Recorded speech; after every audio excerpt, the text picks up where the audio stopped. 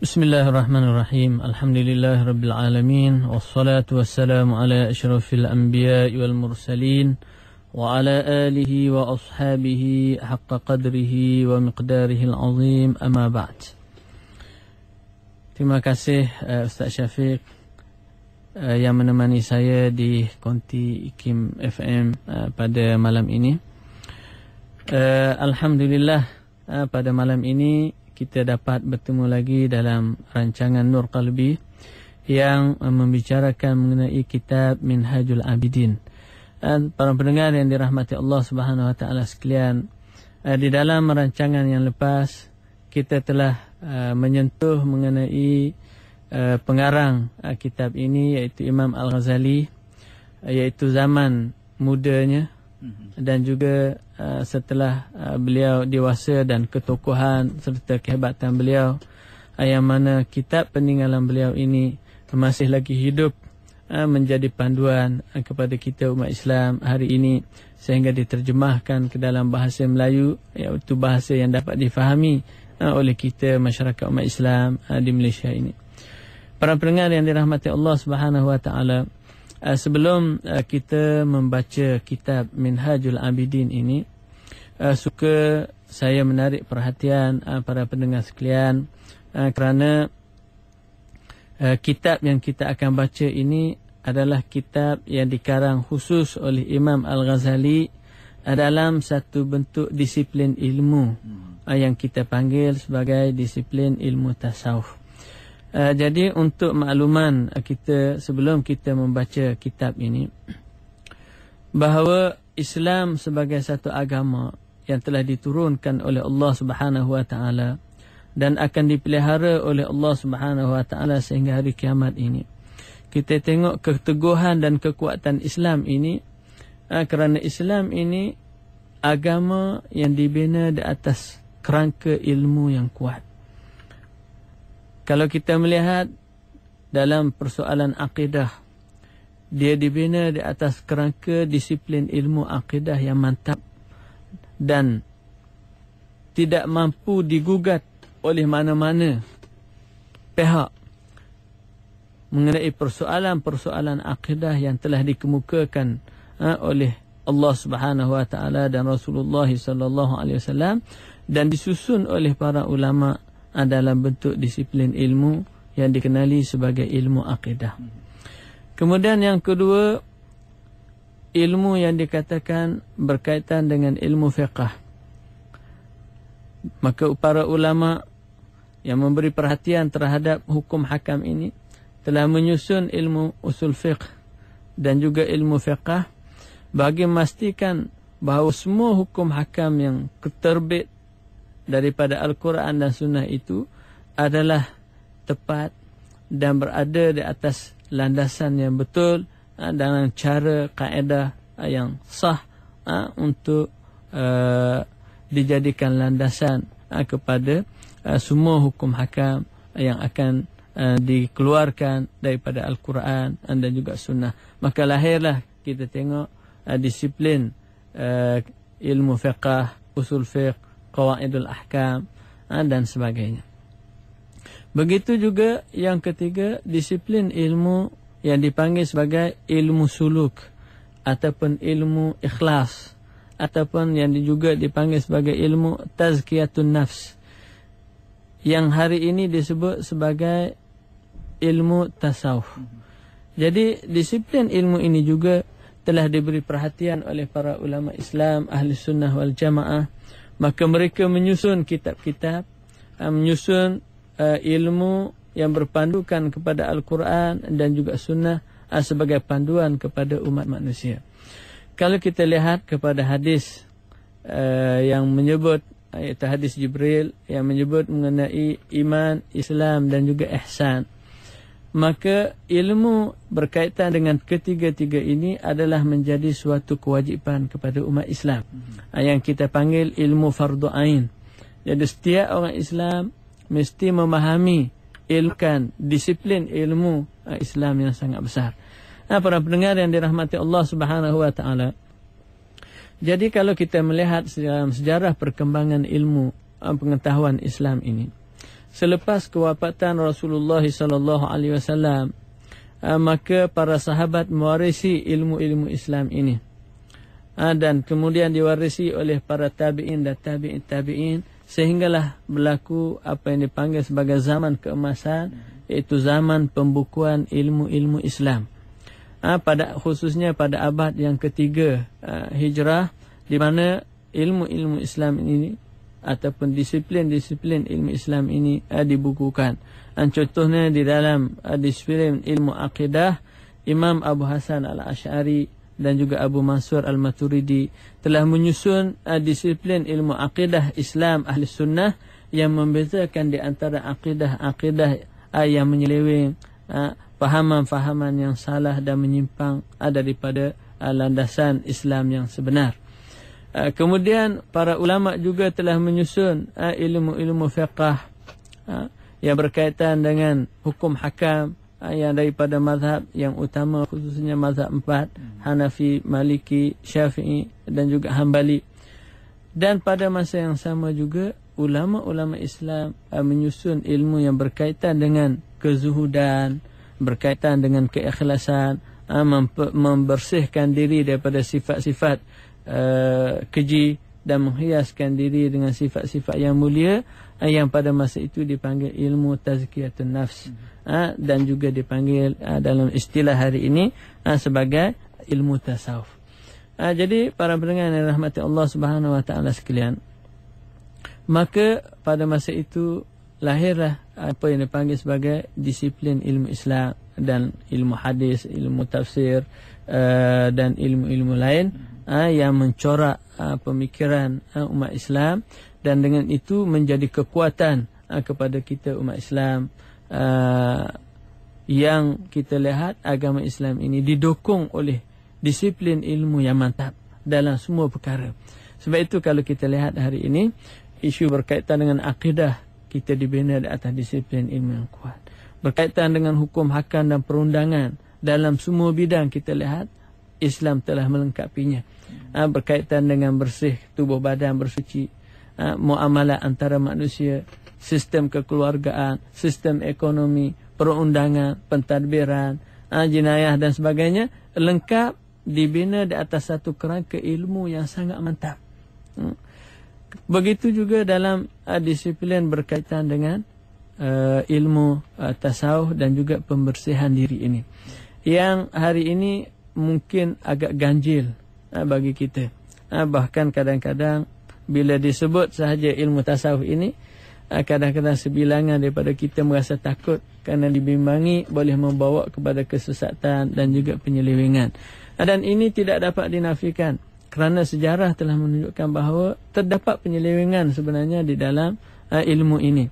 Jadi oleh itu Imam Al-Ghazali dan sebelumnya Imam Al-Qushairi dalam risalah Al-Qushairiyah dan juga Imam Al-Junaid Al-Baghdadi sebelum daripada itu telah menulis kepada kita umat Islam ini garis panduan ilmu yang dipanggil sebagai ilmu tasawuf ini, supaya kita memahami ilmu-ilmu dan seluk-beluk ini dengan cara yang betul, berpaksikan kepada kitab Al-Quran dan juga sunnah Rasulullah sallallahu alaihi wasallam. Yang kita lihat lahir kitab Ihya Ulumuddin, Minhajul Abidin, Qawaidul Aqaid oleh Imam Az-Zarruq.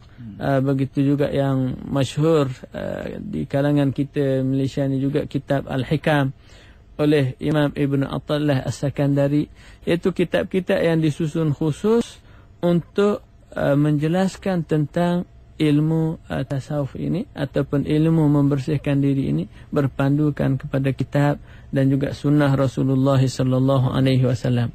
Muslimin, muslimat, para pendengar Radio IKIM yang dirahmati Allah Subhanahu wa taala sekalian. Oleh itu, kita perlu faham bahawa ilmu-ilmu fardu ain yang wajib diketahui oleh setiap orang Islam ialah yang berkaitan dengan 3 asas Islam ini, iaitu iman, Islam dan juga ihsan.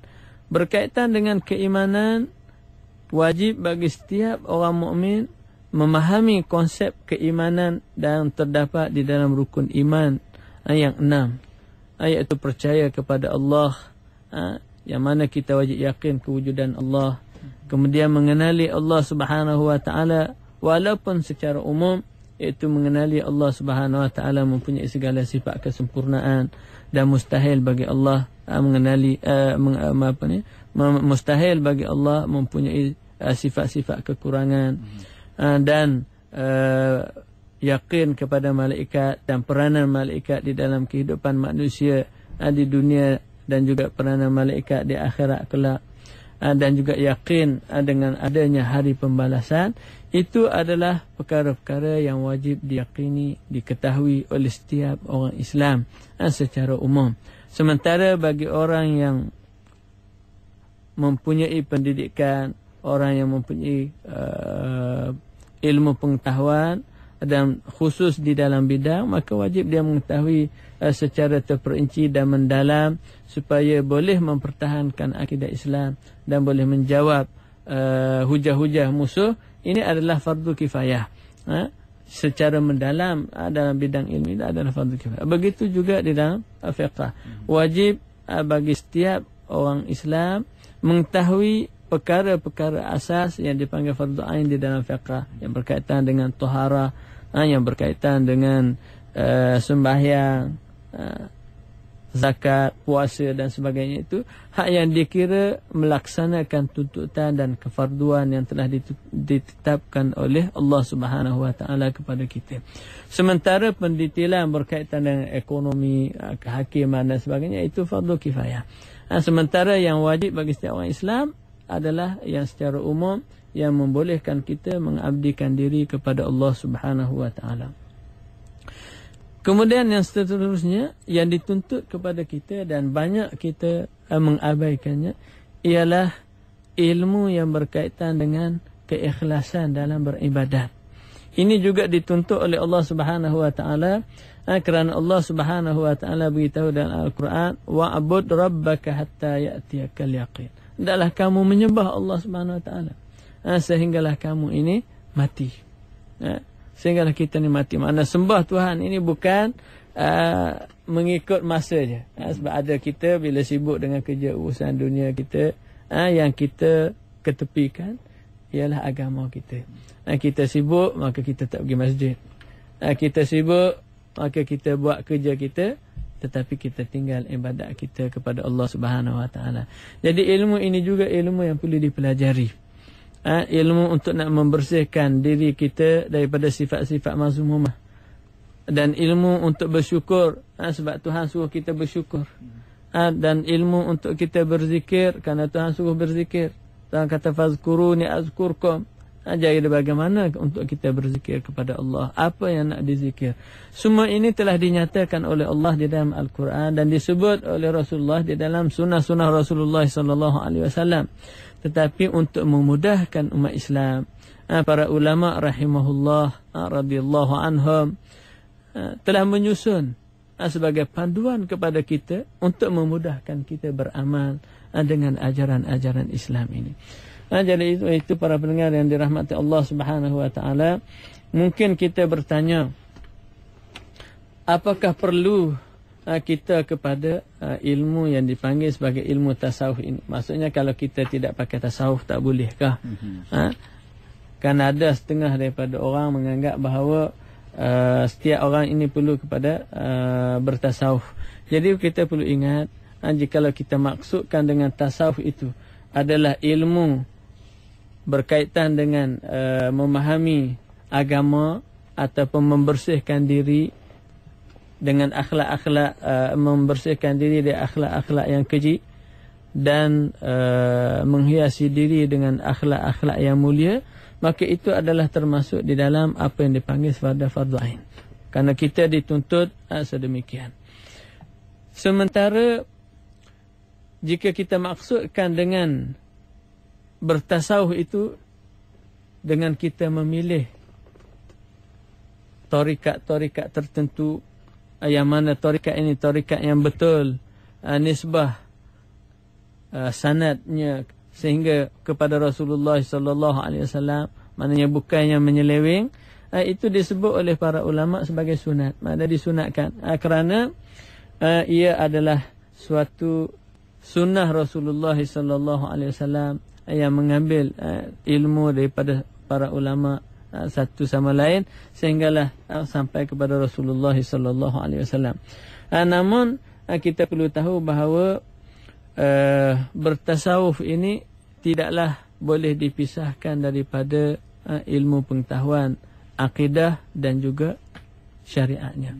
Sebab itu Imam Asy-Syafi'i pernah menyebut dalam satu nasihatnya, kata dia, faqihan wa sufiyan fakun laisa wahidan fa inni wa haqqullahi iyyaka ansahu fadzalika qasin lam yadhuq qalbuhu tuqan wa hadha jahulun kaifa dzul jahli yasluhu. Kata Imam Syafi'i, faqih dan sufi dua-duanya itu perlu dan janganlah kamu jadi salah satu daripadanya. Maksudnya kalau dia ni jadi faqih saja tak ada sufi, maka menyeleweng juga. Sebagaimana yang kita tengok hari ini, banyak orang yang menyeleweng bukan kerana dia tak tahu. Bahkan orang yang cerdik pandai yang membuat penyelewengan. Kita tengok ini kerana mereka tidak ada hati yang hidup dan mengingati Allah Subhanahu wa taala. Begitu juga jangan jadi sufi tapi tidak ada faqih. Kerana nanti kita beribadat dengan cara yang salah. Mungkin ambil wuduk batal, tapi kita ingat kita dah sembahyang banyak, tapi ibadat tidak diterima oleh Allah. Kata dia, oleh itu saya menasihatkan kepada kamu supaya memiliki kedua-duanya. Mana ilmu dalam bidang keagamaan Islam dan fiqahnya itu, dan juga berupaya memahami ilmu kesufian, iaitu yang membersihkan hati daripada noda dan juga dosa ini. Maka kata Imam Syafi'i, fadzalika qasin lam yadhuq qalbuhu tuqan. Ada ahli fiqh yang hatinya keras, tidak merasai ketakwaan. Mana ketakwaan tidak menyerap ke dalam hati walaupun dia tahu hukum hakam yang banyak. Sementara ada satu kelompok yang lagi, iaitu ahli sufi yang kuat beribadat tetapi jahil dengan hukum hakam Allah Subhanahu wa taala. Bagaimana orang yang jahil akan berguna dalam beribadat kepada Allah Subhanahu wa taala. Jadi keperluan bagi setiap orang muslim, para pendengar sekalian, memiliki ataupun mempunyai pengetahuan yang jelas tentang konsep akidah Islam, la ilaha illallah Muhammadur Rasulullah, jelas tentang konsep hukum hakam Islam yang asas berkaitan dengan taharah, berwudu, membersihkan najis, mengangkat hadas, kemudian sembahyang, puasa, zakat yang merupakan asas-asas untuk membolehkan kita melakukan ibadat kepada Allah Subhanahu wa taala. Kemudian yang ketiga adalah kewajipan kita untuk melakukan segala-galanya itu adalah ikhlas kepada Allah Subhanahu wa taala, untuk kita mencapai apa yang disebut sebagai iyyaka na'budu wa iyyaka nasta'in. Jadi keikhlasan dalam beribadat, keikhlasan dalam ketaatan kepada Allah Subhanahu wa taala ini mestilah lahir daripada hati orang yang faham dan mengenali Allah Subhanahu wa taala, dan keyakinan yang kuat kepada Allah Subhanahu wa taala, dan juga tahu tentang hukum hakam yang ditetapkan oleh Allah Subhanahu wa taala. Mungkin timbul persoalan juga, ada setengah daripada ahli tasawuf hari ini kadang-kadang walaupun berkata yang akan masuk syurga ini hanyalah ahli tasawuf sahaja. Jadi ini adalah satu dakwaan yang tidak tepatlah, kerana kita ahli sunnah wal jamaah mengatakan bahawa setiap orang yang mengucap syahadah la ilaha illallah Muhammadur Rasulullah itu adalah orang Islam, dan mereka akan masuk syurga dengan keislaman mereka. Namun perlu kita ingat bahawa dalam proses kehidupan kita ini, ahli sufi ini adalah mereka yang memberikan keutamaan untuk hidup beribadat kepada Allah Subhanahu wa taala, dan juga mereka tidak meninggalkan dunia, namun dunia hanya di tangan dan di hati mereka adalah Allah Subhanahu wa taala. Jadi mudah-mudahan dengan melengkapkan diri mereka dengan tasawuf ini akan mempercepatkan mereka untuk memasuki syurga ataupun apa yang disebut oleh Allah Subhanahu wa taala dalam surah Al-Waqiah, bahawa orang-orang yang masuk syurga ini ada beberapa tahap. Mudah-mudahan mereka akan terdiri daripada kalangan orang-orang as-sabiqun, yang tak kata was-sabiqun as-sabiqun ulaikal muqarrabun. Jadi oleh kerana mereka ini orang yang sentiasa mendekatkan diri kepada Allah Subhanahu wa taala, jadi mudah-mudahan dengan keikhlasan kepada Allah, kesungguhan beribadat, dan mereka tidak mencari rukhsah, kelonggaran, tetapi berusaha untuk melaksanakan ibadat dengan sebaik mungkin walaupun berat, dan merasai kemanisan beribadat, bukan merasakan bebanan. Jadi mudah-mudahan semua ini akan memberikan dorongan yang akan mempercepatkan mereka diterima oleh Allah Subhanahu wa taala. Jadi sebagai peringatan juga para pendengar yang dirahmati Allah Subhanahu wa taala, bahawa diri manusia ini ada 3 kelompok. Mana kalau kita boleh kategorikan manusia ini dengan nafsunya, ada 3 kelompok dan 3 kumpulan. Satu, manusia yang memang diciptakan oleh Allah Subhanahu wa taala secara fitrahnya menerima dan kembali kepada Allah Subhanahu wa taala. Dan orang ini adalah orang yang sangat mudah untuk melakukan ketaatan dan ibadat kepada Allah Subhanahu wa taala. Sementara kumpulan kedua, orang yang sentiasa berpaling daripada Allah Subhanahu wa taala, dan mereka ini dikuasai oleh hawa nafsu dan syahwat mereka. Dan orang ini akan jauh daripada Allah Subhanahu wa taala, dan akan sentiasa melakukan dosa dan maksiat, dan mereka ini akan dikuasai oleh nafsul ammarah yang sentiasa mengajak melakukan dosa dan maksiat.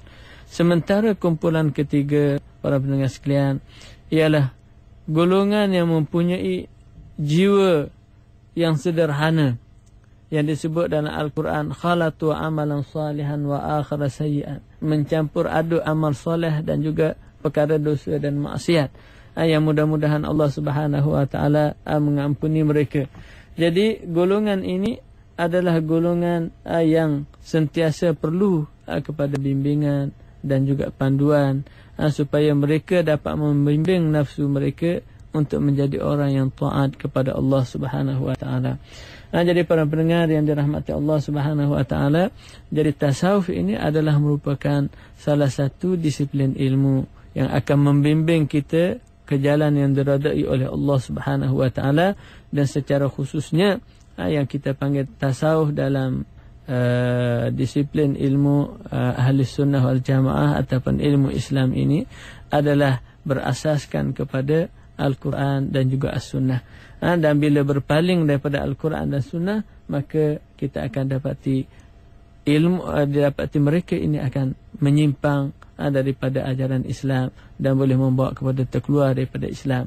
Sebagaimana apa yang berlaku di dalam masyarakat kita yang sembahyang hanya niat sahaja, dan berpegang kepada ayat Al-Quran, wa'bud rabbaka hatta ya'tiyakal yaqin, sembah Tuhan kamu sehingga yakin. Sedangkan yakin yang dimaksud dalam ayat ini adalah kematian, tetapi diterjemahkan ataupun difahamkan dengan yakin dengan makna keyakinan. Jadi oleh kerana mereka dah mencapai keyakinan, kata dia, maka tak perlu sembahyang lagi, niat cukup dah. Dan ini adalah sama sekali bertentangan dengan hukum syarak, dan ia adalah merupakan ajaran yang menyimpang kerana tidak mengikuti apa yang telah ditunjukkan oleh Allah Subhanahu wa taala dan juga yang telah dilaksanakan oleh Rasulullah dan juga para sahabat Rasulullah sallallahu alaihi wasallam.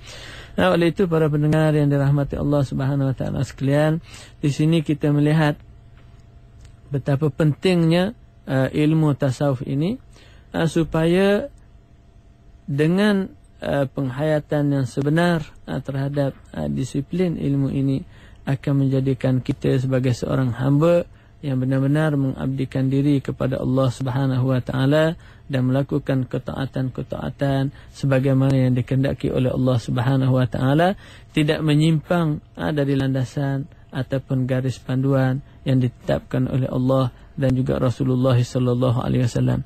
Jadi di dalam kitab Minhajul Abidin yang kita akan baca ini, Imam Al-Ghazali telah merumuskan kepada kita beberapa perkara secara asasnya bagi kita masyarakat awam yang menghalang kita daripada beribadat. Antaranya kerana kekurangan ilmu, kesibukan dunia, pengaruh rakan sebaya dan juga syaitan serta hawa nafsu. Semua ini adalah halangan untuk kita beribadat dan istiqamah. Ini insya-Allah kita akan bincang satu persatu melalui nasihat dan perincian yang dibuat oleh Imam Al-Ghazali di dalam kitab Minhajul Abidin yang kita akan baca satu persatu insya-Allah di dalam rancangan kita yang akan datang. Mudah-mudahan Allah Subhanahu wa taala merahmati kita dan memberikan taufik dan hidayahnya. Semoga kita terdiri daripada hamba-hambanya yang sentiasa taat, cintakan kebaikan, bencikan kemungkaran, serta menjadikan kita daripada kalangan hambanya yang bertakwa, yang akan diterima segala ibadat dan ketaatan kita dan akan dimasukkan ke dalam syurga Allah Subhanahu wa taala dan dijauhkan daripada neraka dan azab siksanya di hari akhirat kelak. Sehingga bertemu lagi di dalam rancangan yang akan datang. Aqulu qawli hadza wa astaghfirullahal azim li wa lakum. Wassalamu alaikum warahmatullahi wabarakatuh.